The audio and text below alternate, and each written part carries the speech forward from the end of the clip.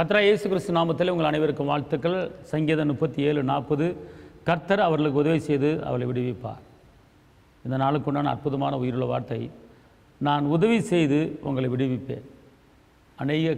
சில பாவங்களிலிருந்து விடுவிக்கப்படாமல் இருக்கலாம், சில பலவீனத்திலிருந்து விடுவிக்கப்படாமல் இருக்கலாம், சில பிரச்சனைகளிலிருந்து விடுவிக்கப்படாமல் இருக்கலாம், சில பிரிவினை போராட்டத்திலிருந்து விடுவிக்கப்படாமல் இருக்கலாம், ஒரு சில கொடிய நோய்கள் மூலமாக விடுவிக்கப்படாமல் இருக்கலாம். ஆனால் கர்த்தர் சொல்கிறாரு, நான் உங்களுக்கு உதவி செய்கிறேன், உதவி செஞ்சு உங்களை விடுவிக்க போகிறேன் அப்படிங்கிறார். அவர் விடுவிக்கிறவர். அன்பார்ந்தவர்களே, ஒரு வாலிபன் 6000 பிசாசு பிடிச்சி பல நாட்களாக கல்லறத்தோட்டத்தில் இருந்தான். அவனை விடுவிக்க ஆள் இல்லை.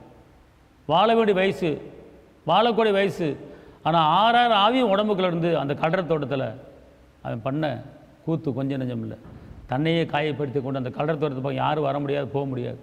அந்தளவுக்கு கொடுமைப்படுத்தி கொடுத்த அந்த வாலிபன் இயேசு அவனை பார்த்தாரு, அவனுக்கு விடுதலை கொடுத்தாரு. அவன் தெக்கப்பலிய மாநிலம் முழுவதும் போய் ஊழியம் செய்யும்படி கர்த்தர் அவனை பயன்படுத்தினார், அவனை விடுவித்தார். எந்த மனிதனும் விடுவிக்கலை, ஆனால் இயேசு ஒருவரை விடுவித்தார். அதே போல் இந்த நாட்களிலே பல காரியத்தில் மாட்டி நீங்கள் தவித்து கொண்டிருக்கலாம், பல நெருக்கத்தில் மாட்டி தவித்து கொண்டிருக்கலாம்.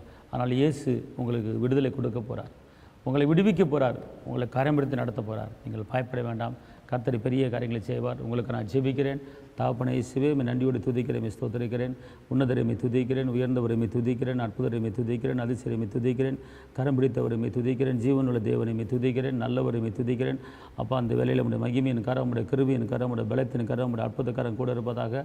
வாழ்ந்திருக்க முடியும், உயர்ந்திருக்க முடியும், செழித்திருக்க முடியும், பெருமுடி கிருபை தாங்க. இதுவரை நடத்தின எபினேசனும் நடத்தப்படுறதுக்கு ஆமக்கு ஸ்தோத்திரம். தேவசமான கூட இருக்கட்டும். இரத்த கோட்டைகளை மறைத்துக்கொள்ளுங்க. எல்லா தேவையை சந்திங்க. இயேசுவின் நாமத்தில் பிதாவே, ஆமென். கர்த்தர் உங்களை ஆசீர்வதிப்பார். ஹல்லேலூயா. தேவனுக்கு